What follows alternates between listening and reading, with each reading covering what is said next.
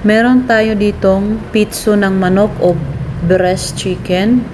Ayan, at ilaga muna natin to at ating timplahan ng bawang, sibuyas, tanglad, asin at chicken cubes. And then lagyan din natin siya ng pamintang buo, then tubig, at ilaga natin to hanggang maluto yung ating chicken breast. Ayan, pag kumulo na, titingnan natin kung luto na. Takpan ulit. So ayan, maluto na rin yung ating chicken breast at pwede na natin tong hanguin. Pagkahango nito, ilalagay natin dito sa ating strainer para palamigin natin yung ating chicken breast. 3 pirasong buong chicken breast. Dahil buong manok po talaga siya, tinanggalan ko lang siya ng mga legs at wings. So, ang gagawin natin dito, hihimayin natin siya dahil ang ating recipe today is chicken pastel. Ayan, himayin natin ng paganyan. So, isa to sa mga trending na binebenta dyan sa kanto-kanto. So, gagawin natin siya dito sa ating channel. So, napakasimple ang ating recipe ngayon.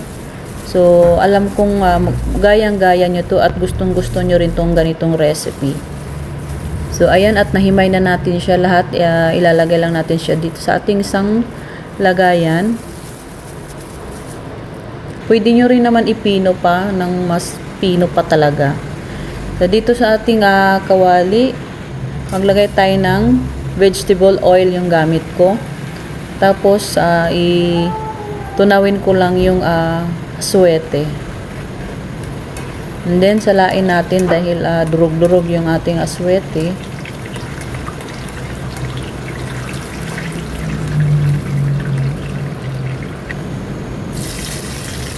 And then, ilalagay na natin dito yung ating sibuyas. Mas maraming sibuyas, mas masarap.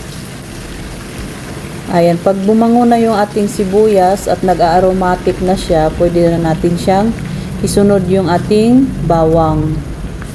Mas maraming bawang, mas masarap. Ayan, gisahin lang din natin siya.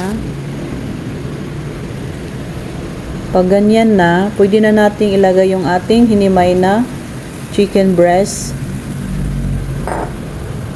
So, napakadaling gawin ito at ang dali-dali lang lutuin.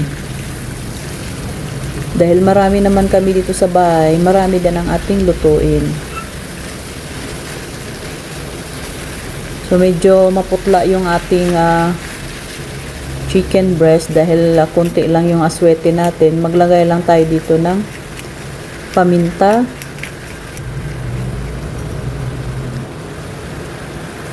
Then, maglagay rin ako dito ng sabaw ng pinagkuluan kanina. Tapos, konting toyo.